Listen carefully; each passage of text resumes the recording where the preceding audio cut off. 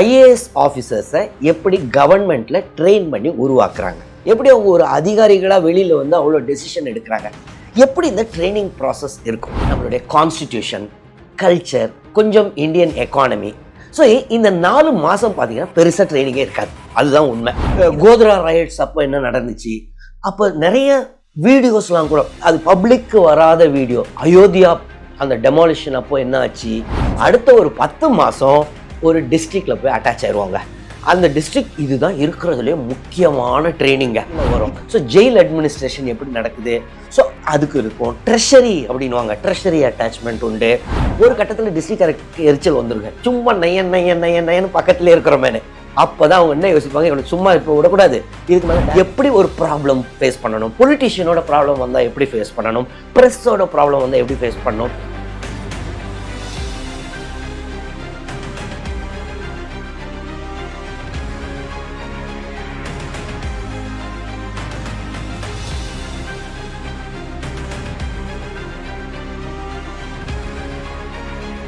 வணக்கம், Israel Jabasingh. IAS ஆஃபீஸர்ஸை எப்படி கவர்மெண்ட்டில் ட்ரெயின் பண்ணி உருவாக்குறாங்க, இது மாதிரி நிறைய டவுட்டு, நிறைய வீடியோவில் நீங்களாம் டவுட்ஸ் கேட்டிருப்பீங்க. இப்போ ஒருத்தர் preliminary exam, main exam, interview, இந்த 3 ஸ்டேஜ் அவ்வளோதான். இதை கிளியர் பண்ணிட்டா எப்படி ஒரு ஐஏஎஸ் ஆஃபீஸராக ட்ரெயின் ஆகிறாங்க, எப்படி அவங்க ஒரு அதிகாரிகளாக வெளியில் வந்து அவ்வளோ டெசிஷன் எடுக்கிறாங்க, எப்படி இந்த ட்ரைனிங் ப்ராசஸ் இருக்கும். இது பார்த்தீங்கன்னா ஏறக்குறைய 2 வருடம் ட்ரைனிங்க. சாதாரணமாக மே மாதம் ரிசல்ட் வரும். இந்த ஃபைனலாக இன்டர்வியூ முடித்தோடனே ரிசல்ட் வருதா, அதுக்கப்புறம் ஐஏஎஸ், ஐபிஎஸ் இந்த அலாட்மெண்ட்லாம் ஏறக்குறைய ஒரு 2-3 வாரத்தில் நமக்கு தெரிஞ்சிடும் நம்ம என்ன சர்வீஸ் வாங்கணும்னு. So June 1st week 2nd வீக்கில் ஓரளவு தெரிஞ்சிடும் நம்ம என்ன சர்வீஸ்னு. ஆகஸ்ட் 1st வீக்லேருந்து 2nd வீக் தோராயமாக அப்போ தான் கூப்பிடுவாங்க. இது எங்கே ட்ரைனிங் ஆரம்பிக்கும்னா மசூரி அப்படின்றது. மசூரின்றது ஒரு ஹில் ஸ்டேஷன், எங்கே இருக்குன்னா உத்தராஞ்சலில். So August 1st week 2nd வீக்கில் அப்போ தான் போகிறோம் இங்கே மசூரிக்கு. எப்படி மசூரி போகணுன்னா, டெல்லியிலேருந்து டேராடூன் ஒரு இடம் இருக்கும். அந்த டேராடூன் ஏறக்குறைய 4-5 மணி நேரம், மோஸ்ட்லி எல்லாம் சதாப்தியில் போவோங்க. அங்கே டேராடூனில் இறங்கின உடனே மோஸ்ட்லி மசூரியிலேருந்தே வண்டி அனுப்பிச்சிருப்பாங்க வேணுன்ற ப்ரொபேஷனர்ஸ். அப்போ ப்ரொபேஷனர்னு சொல்லுவாங்க நம்மளை. ஸோ வேணுன்றவங்க, இல்லைனா நம்மளும் ஏதாவது கார் அரேஞ்ச் பண்ணி, அது வந்து ஹிமாலயாஸோடைய ஃபுட் ஹில்ஸ், அதாவது அங்கேருந்து இப்போ நம்ம தமிழ்நாட்டில் வந்து மேட்டுப்பாளையம் வந்து ஊட்டிக்கு போகிறதுக்கு முன்னாடி கீழே இருக்கோம்ல, இல்லைன்னா கொடைக்கானலுக்கு முன்னாடி வத்தலகுண்டு, அந்த மாதிரி டேராடூனில் நாங்கள் இறங்கிட்டு அதுக்கப்புறம் ஒரு 1.5 மணி நேரம் கிட்ட மலையில் ஏறுவோம். அதுக்கப்புறம் மசூரியை போய் சேருவோம். அங்கே தான் Lal Bahadur Shastri National Academy of Administration. அப்போ வந்துட்டு இது வந்து ஒரு 4 மாதம் ட்ரைனிங் இருக்குங்க. இதை ஃபவுண்டேஷன் கோர்ஸ் அப்படின்னு சொல்லுவாங்க. இது வெறும் ஐஏஎஸ் அதிகாரிகளுக்கு மட்டும் இல்லை. இந்த ஃபவுண்டேஷன் கோர்ஸில் யாரெல்லாம் அட்டன் பண்ணுவாங்கன்னா, IAS, IPS, IFS, IRS, Indian forest service, இந்த மாதிரி எல்லாம் போயிட்டு அங்கே இருப்போம். அந்த உள்ளே அன்றைக்கி ஃபஸ்ட் டே உள்ளே போனவுடனே நிறைய கையெழுத்து பண்ணுங்க. அந்த இது அப்போ தான் நம்ம கவர்மெண்ட்டில் ஃபார்மலாக ஜாயின் பண்ணுறோம். ரிசல்ட் மே மாதம் வந்துடும். ஆனால் நம்ம எப்போ ஜாயின் பண்ணுறோன்னா, அந்த என்னைக்கு ஃபஸ்ட் டே ஆஃப் ட்ரைனிங் அப்போ தான் கவர்மெண்ட்டில் ஜாயின் பண்ணுறோம். ஸோ இதெல்லாம் போட்ட உடனே, கையெழுத்துலாம் போட்டு முடிச்ச உடனே நம்மளுக்கு ரூம் அலோகேஷன்லாம் இருக்கும், அங்கே ரெடியாக இருக்கும். நம்ம மோஸ்ட்லி என்ன பண்ணுவாங்கன்னா, இப்போ நம்ம தமிழ்னா அவங்க ஏற்கனவே நம்மளுடைய மொத்த ப்ரொஃபைலும் இருக்கும் அவங்கக்கிட்ட. ஸோ உத்தரப்பிரதேஷ் சேர்ந்தவர், ஒரு பெங்காலை சேர்ந்தவர், அப்படி மிக்ஸ் பண்ணி, ஸோ தட் அந்த 4 மாதம் அவங்க தான் நம்மளுடைய ரூம்மேட்டு. அவங்ககிட்டே நம்ம பேசி நிறைய கற்றுக்கலாம் நம்ம நாட்டை பற்றி. ஸோ இந்த 4 மாதம் ட்ரைனிங்கில் எப்படி ஆரம்பிக்கணும், எவ்ரிடே காலையில் ஒரு 5 மணிக்கு பிடிக்கு போயிடணும். பக்கத்தில் கிரவுண்ட் இருக்கும். 5 மணிக்கு ஷேவ்லாம் பண்ணிவிட்டு போயிடணும். பிடிக்குன்னு ஒரு ட்ரெஸ் கொடுத்துருவாங்க. அது வந்து ஹில் ஸ்டேஷன், குளிரும். ஸோ கொஞ்சம் வார்ம் க்ளோத்ஸ் மாதிரி, கொஞ்சம் ஸ்வெட்டர் டைப்பில் தான் இருக்கும். இது 5லேருந்து ஒரு 6:30 மணி வரைக்கும் பிடி இருக்கும். பிடி முடித்ததுக்கப்புறம் ரூமுக்கு வரும்.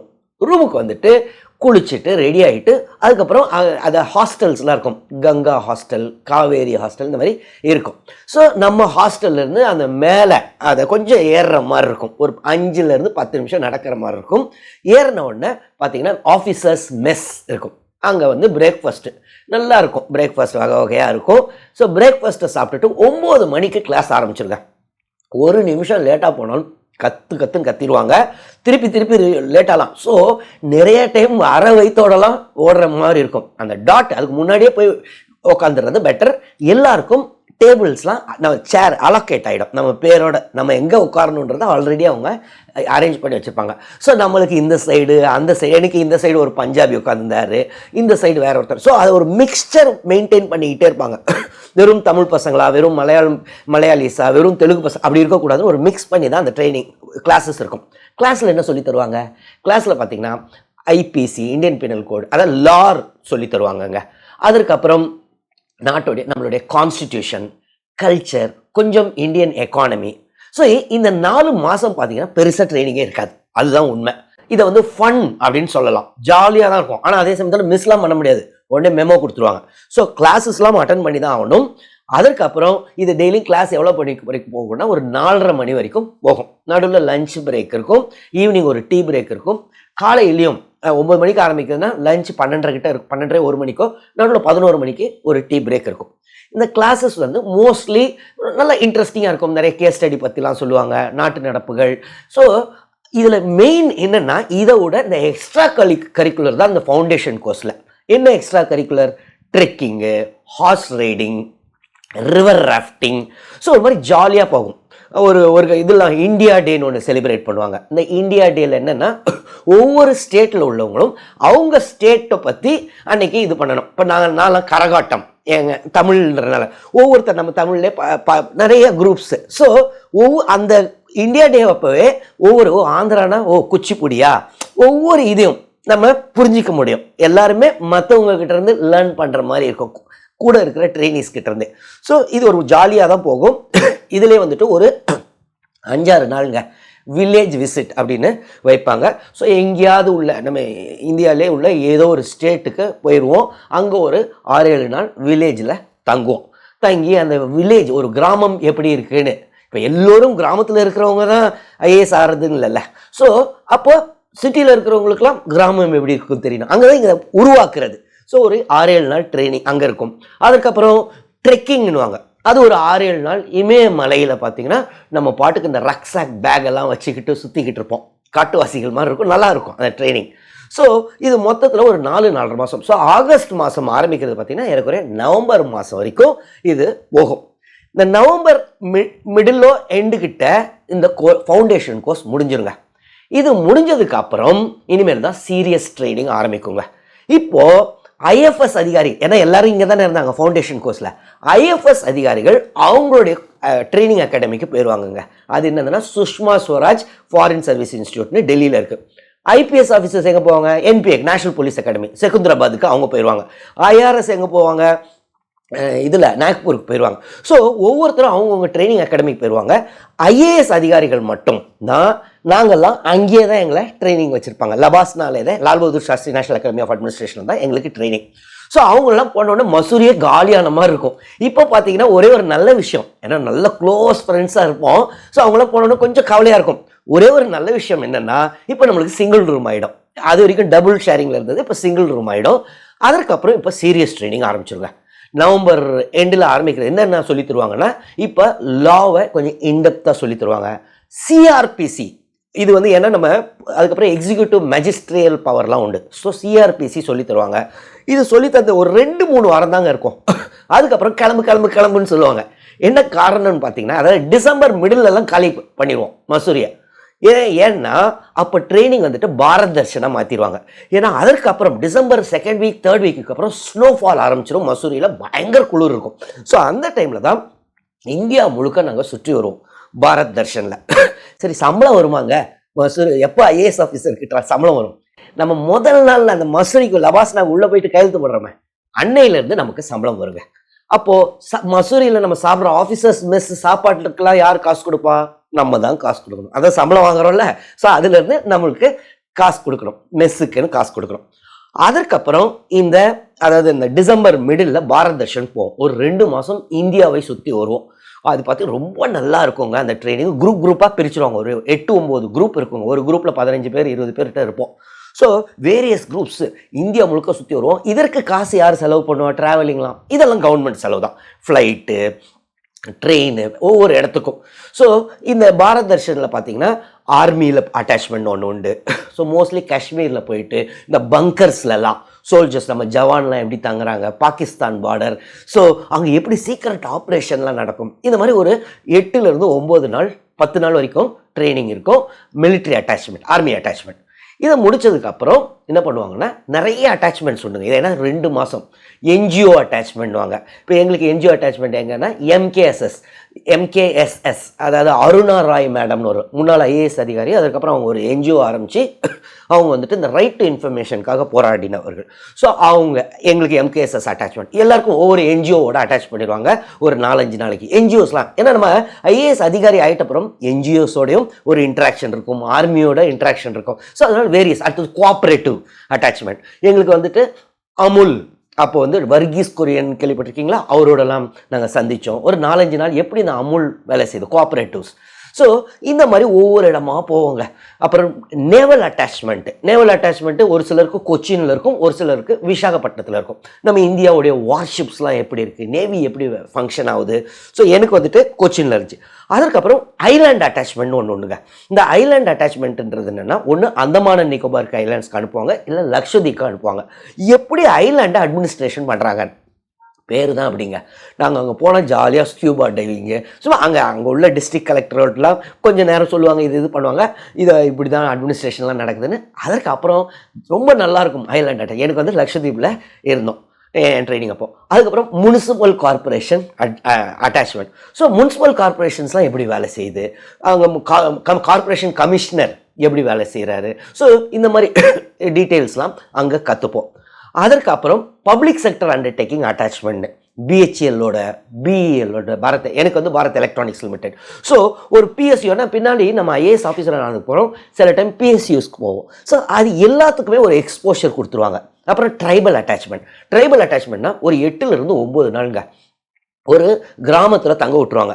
இப்போ எப்படி கிராமத்தை செலக்ட் பண்ணுவாங்கன்னா, அந்த கிராமத்தில் தண்ணி பிரச்சனை இருக்கும், எலக்ட்ரிசிட்டி ப்ராப்ளம் இருக்கும், மோஸ்ட்லி கரண்ட் இருக்காது, கேண்டில் லைட்டில் தான் இருப்போம். ஸோ இந்த மாதிரி ஒரு கிராமத்தை தான் தேர்ந்தெடுப்பாங்க. ஸோ தட் நம்ம அங்கே போனதுக்கப்புறம் அந்த 8-9 நாள் தண்ணி பிரச்சனைனா என்ன, எலக்ட்ரிசிட்டி பிரச்சனைனா என்ன, எல்லாத்தையும் கற்றுப்போம். பின்னால் நம்ம சப் கலெக்டராகவோ இருக்கும்போது யாராவது ஒரு கிராமத்துலேருந்து வந்து, சார் எங்கள் தண்ணி பிரச்சனை சார்னா நமக்கு புரியும்ல, அந்த எம்பத்தைஸ் பண்ண முடியும்ல. ஸோ அதற்காக தான் அந்த அட்டாச்மெண்ட்டு. ஸோ அதற்கப்புறம் கடைசியில் டெல்லிக்கு வந்துடுவாங்க. டெல்லியில் வந்துட்டு பார்லிமெண்ட் அட்டாச்மெண்ட். நம்ம பார்லிமெண்ட்டு எப்படி ஃபங்க்ஷன் ஆகுது, லோக்சபா, ராஜ்யசபா. ஸோ நம்மளாம் விசிட்டர்ஸ் கேலரியில் எங்களை உட்கார வச்சுருவாங்க. அதெல்லாம் அப்சர்வ் பண்ணுவோம், எப்படி பேசிக்கிறாங்க, பிரைம் மினிஸ்டர் என்ன சொல்கிறாரு, அப்போசிஷன் லீடர் எங்கே பெஞ்சு எப்படி உட்காடுறாங்க.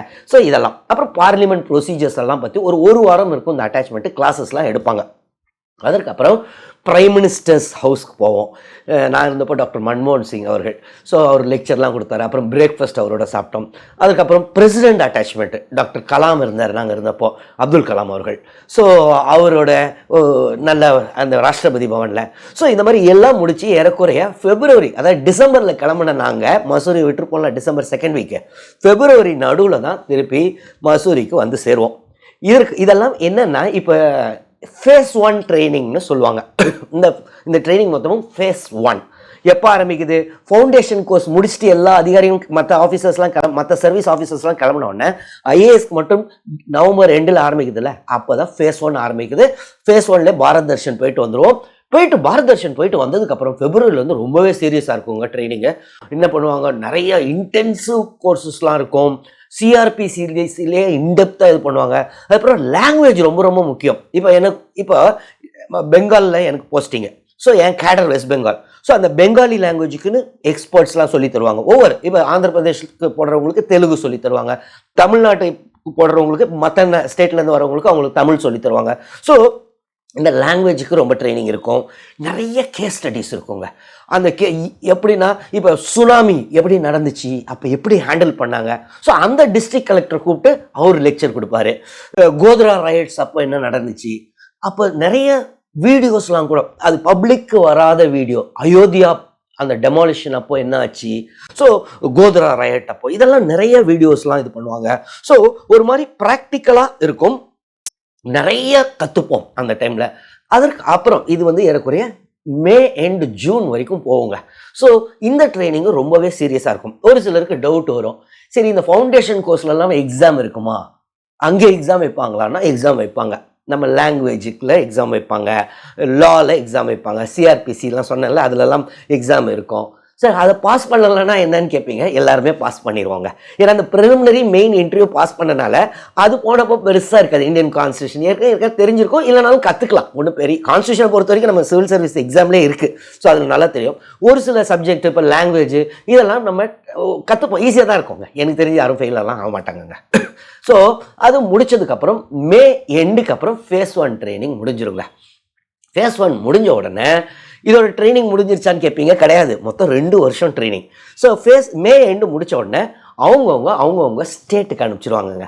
இதுதான் டிஸ்ட்ரிக்ட் ட்ரைனிங் அப்படின்னு சொல்லுவாங்க. இந்த டிஸ்ட்ரிக்ட் ட்ரைனிங்கிறது என்னென்னா, இப்போ தான் ப்ராக்டிக்கலாக ட்ரைனிங். இது வரைக்கும் தியரிட்டிக்கலாக கற்றுக்கிட்டு இருந்தோம் மசூரியில். இனிமேல் ப்ராக்டிக்கலாக தெரிஞ்சுக்கணும். ஸோ இப்போ ஆந்திரா கேடர் போகிறவங்களுக்கு ஆந்திரா போயிடுவாங்க. ஒரு வருஷம் ப்ராக்டிக்கலாக டிஸ்ட்ரிக்டில் அட்டாச்மெண்ட்டுங்க. ஸோ போன உடனே என்ன பண்ணுவாங்கன்னா, மோஸ்ட்லி எல்லா ஸ்டேட்லேயும் 1.5 to 2 மாதம் வந்துட்டு அந்தந்த ஸ்டேட்டில் ஒரு அகாடமி இருக்கும். இப்போ உதாரணத்துக்கு அண்ணா இன்ஸ்டியூட் ஆஃப் மேனேஜ்மெண்ட் அப்படின்னு இருக்கா நம்ம தமிழ்நாட்டில். ஸோ அது அங்கே வந்துட்டு 1.5 மாதம் ட்ரைனிங் இருக்கும். தமிழ்நாடு கேடருக்கு. வெஸ்ட் பெங்காலுக்கு ATI அப்படின்வாங்க, சால்ட் லேக்கில் இருக்குது, அது கல்கத்தாவில். ஸோ அங்கே 1.5 மாதம் எங்களுக்கெல்லாம் ட்ரைனிங் கொடுத்தாங்க. எப்படி அந்த ஸ்டேட்டோடைய இது என்ன, பாரம்பரியம் என்ன, கல்ச்சர் என்ன, நிறைய சொல்லி தருவாங்கங்க. நிறைய கெஸ்ட் லெக்சர்ஸ்லாம் இருக்கும். ஸ்டேட் ஸ்பெசிஃபிக் ப்ராப்ளம்ஸ்லாம் இருக்கும். இந்த ஸ்டேட்டில் இந்த ஏரியா நக்சலிசம் இருக்கும், இந்த ஏரியாவில் ஃப்ளட் ப்ரோன் ஏரியாஸ்ன்னு இருக்கும். ஸோ இந்த மாதிரி நிறைய இருக்கும். ஸோ அதெல்லாம் அங்கே சொல்லி தருவாங்க. ஓவரால் அந்த ஸ்டேட்டை பற்றி நல்லாவே கற்றுப்போம். இந்த 1.5-2 மாதம் முடிஞ்ச உடனே அடுத்த ஒரு 10 மாதம் ஒரு டிஸ்ட்ரிக்டில் போய் அட்டாச் ஆயிடுவாங்க. அந்த டிஸ்ட்ரிக்ட் இதுதான் இருக்கிறதுலே முக்கியமான ட்ரைனிங்க. இப்போ என்னன்னா, ஒரு டிஸ்ட்ரிக்ட் கலெக்டர்கிட்ட அனுப்பிச்சிருவாங்க. இப்போ நம்ம டிஸ்ட்ரிக்ட் கலெக்டர் தான் நமக்கு மென்டர். டே டு டே அவர்கிட்ட இருப்போம். ஸோ இவங்க டிஸ்ட்ரிக்ட் கலெக்டரை செலக்ட் பண்ணும்போது அந்த ஸ்டேட்டு தானே அனுப்புகிறாங்க, அவங்ககிட்டயே சொல்லிடுவாங்க எந்த டிஸ்ட்ரிக்ட் கலெக்டர் பெட்டராக இருக்காங்களோ.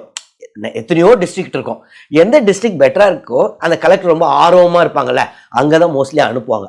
ஸோ அந்த டிஸ்ட்ரிக்டில் போன உடனே 10 மாதம் அங்கேயே இருக்கணுங்க. அப்போ வந்துட்டு நம்மளுடைய இது போஸ்டிங் என்ன இப்போல்லாம் பேர்னா assistant collector and assistant magistrate.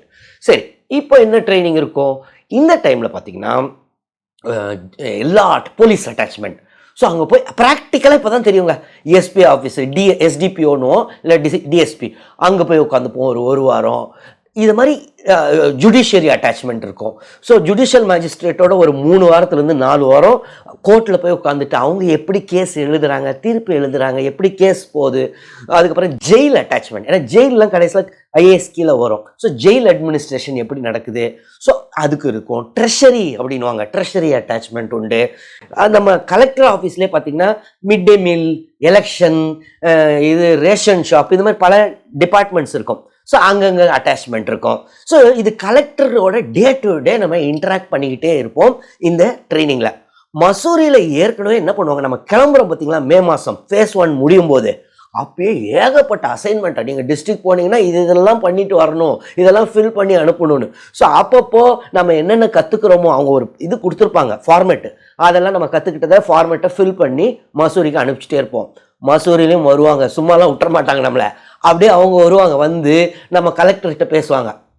நம்மக்கிட்ட வாரத்துக்கு ஒரு முறையாவது ஃபோனில் பேசுவாங்க மசூரியிலேருந்து அங்கே உள்ள கவுன்சிலர்ஸ், டெப்டி டைரக்டர்ஸ்.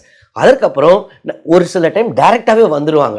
வந்துட்டு நம்ம கலெக்டர்கிட்ட எப்படி ட்ரைனிங் நல்லா பண்ணுறாங்களா அப்படின்ட்டு நம்மக்கிட்டையும் கேட்பாங்க, எல்லாம் கம்ஃபர்டபுளாக இருக்கீங்களான்ட்டு.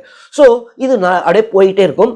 டிஸ்ட்ரிக்ட் கலெக்டருக்கு வந்து கொஞ்சம் கொஞ்சமாக நம்ம நச்சுன்னு இருக்கிற மாதிரியே இருக்கும். எந்த நேரமும் அவங்களோடய சுற்றிக்கிட்டு இருப்போம். அவங்க எங்கேயாவது வெளியில் போனால் அவங்க கூட காரில் போவோம். ஏன்னா அவங்கள அப்சர்வ் பண்ணிக்கிட்டே இருக்கணும். ஒரு கட்டத்தில் டிஸ்ட்ரிக்ட் கலெக்டருக்கு எரிச்சல் வந்துருங்க, சும்மா நையன்னு பக்கத்துலேயே இருக்கிறோமேனு.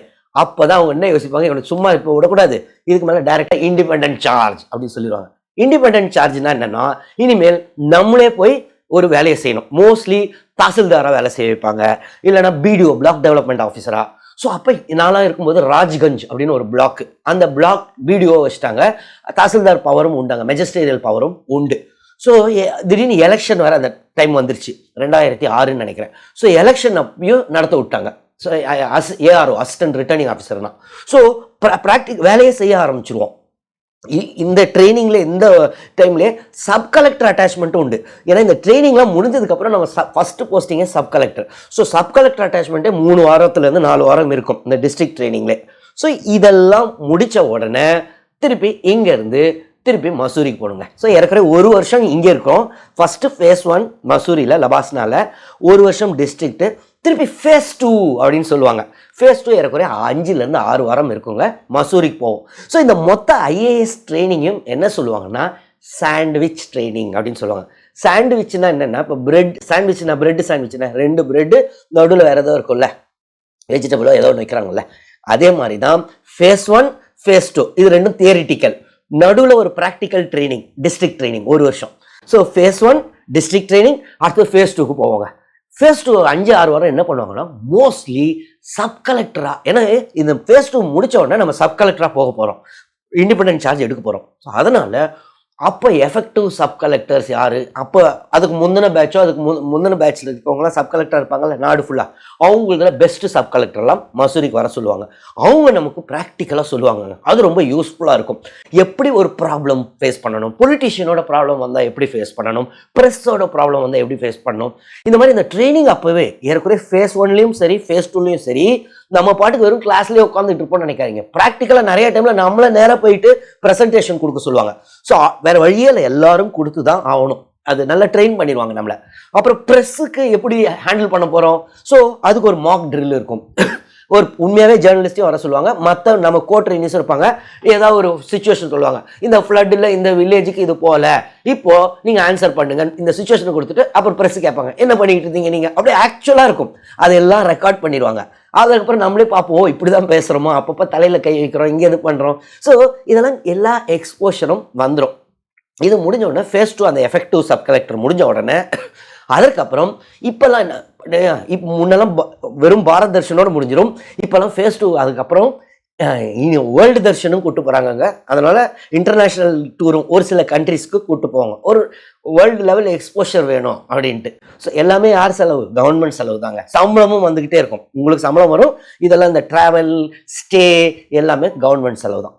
இந்த ஃபேஸ் 2 முடிஞ்சதுக்கப்புறம் செக்ரட்டேரியட், சென்ட்ரல் செக்ரட்டேரியட் இருக்குல்ல, அங்கே வந்துட்டு ஒரு சில வாரங்கள் இப்போல்லாம் அசிஸ்டண்ட் செக்ரட்டரி அப்படின்னு ஒரு போஸ்ட் கொடுத்து செக்ரட்டேரியட் எப்படி ஃபங்க்ஷன் ஆகுதுன்னு நம்மளுக்கு சொல்லிக் கொடுக்கறதுக்காக ஒரு அசிஸ்டன்ட் செக்ரட்டரின்னு ஒரு ட்ரைனிங் இருக்குங்க. அந்த பெருசாக எல்லாம் இருக்காது, சும்மா ஒரு பேச்சுக்கோடு ட்ரைனிங் இருக்கும். இது முடித்ததுக்கப்புறம் நம்மளுடைய ட்ரைனிங் முடிஞ்சிருச்சு. இதுக்கப்புறம் நேராக நம்மளை அவங்கவுங்க ஸ்டேட்டுக்கு போயிடணும்.